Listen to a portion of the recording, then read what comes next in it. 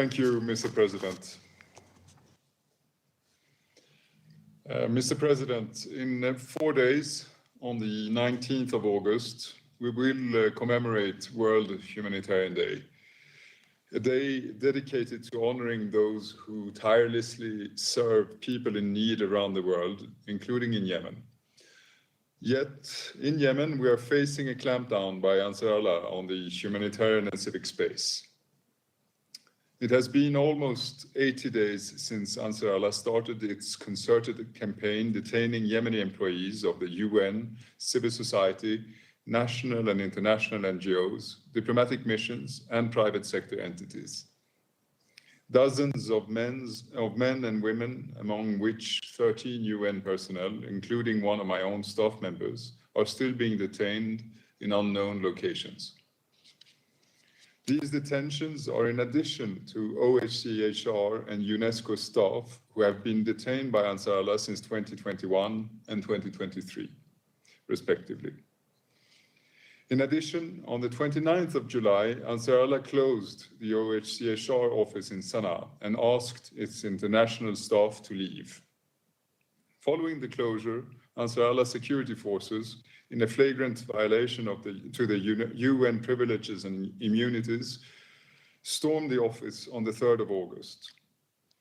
This is an ominous signal of the broader direction Ansar Allah is taking and represents a serious attack on the ability of the UN to perform its mandate.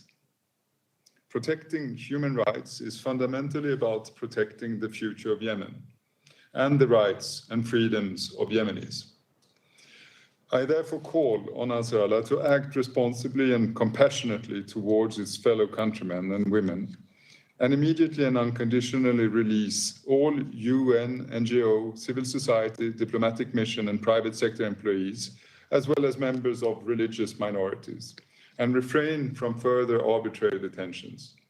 Let them be reunited with their families. Let them go back to their jobs, serving Yemenis, providing humanitarian assistance, development assistance, peace building, human rights, mediation, and the protection of cultural heritage. Mr. President, the Middle East is currently holding its breath, and I sincerely hope that the escalatory trajectory that we have experienced in the past months can be reversed. What started in Israel and Gaza in October last year has drawn in several other countries, including Yemen.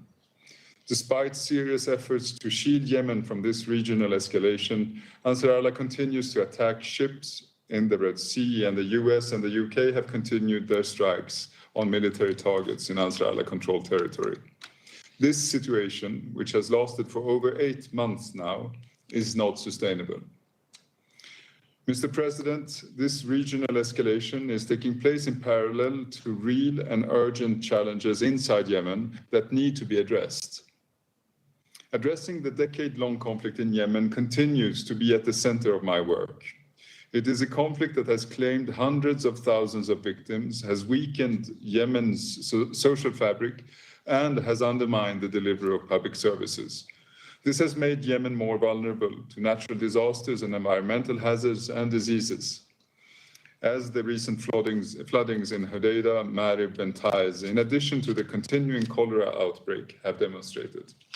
Therefore, I once again call on the Yemeni parties, and Ansar Allah in particular, to prioritize the Yemenis. Your responsibility lies first and foremost with Yemen. We need to shift the focus back to Yemen and find solutions for Yemen's problems. Mr. President, over the past months, I have continuously expressed my deep concern about the trajectory of events in Yemen. Unfortunately, this regressive trend, illustrated by continuing military activities and escalatory rhetoric, has continued. While levels of violence along the front lines remain relatively contained compared to the period before the 2022 truce, we are continuing to witness military preparations and reinforcements accompanied by continuous threats of a return to war, with further reports of clashes in Al-Dale, Al-Hodeidah, Lahej, Marib, Sada, and Taiz. Once again, this serves as a stark reminder of how volatile the situation is along the Yemeni front lines.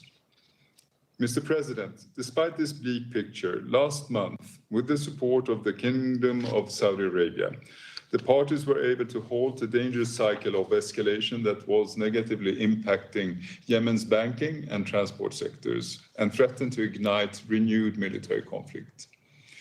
Since the announcement of the de-escalation understanding, which includes the functioning of Yemeniya Airlines and ensuring the continued access of Yemen's biggest banks to international banking services, we have seen some initial progress towards its implementation. However, the onus is now on the parties to not only act in good faith and fully implement the commitments they made, but also to transform the understanding into something that improves the lives and the livelihoods of all Yemenis. And with this, I again underscore the importance of working toward the unification of the currency, a unified central bank, and ensuring the banking sector is free from political interference. My office has prepared options and offered a clear proposal and pathway to achieve these objectives, all of which have been based on the input of the parties themselves. We continue to stand ready to support the parties to reach mutually acceptable solutions through dialogue for the benefit of all Yemenis. Mr. President, in December of last year, the parties agreed to a set of commitments. These commitments remain valid today, and despite the ever more complicated mediation space, I remain determined to keep all channels of communication open and to continue with our engagement at different levels on different issues. On the economy, on a nationwide ceasefire and other security arrangements, on a political process, and on the release of conflict-related detainees. In line with these efforts, last month, in partnership with UN Women, my office brought together 70 representatives of different segments of Yemeni society for its fourth consultation in Mukalla, Hadramaut, to continue the work to develop a vision for inclusive peace, elevating the voice of women. My office also visited Riyadh and Aden to continue engagements on a nationwide ceasefire and other security arrangements, including exploring ways to support de-escalation efforts in Yemen. In addition, since the conclusion of the meeting on conflict-related detainees in July, we have continued our engagements with the parties to build on the progress reached in Oman.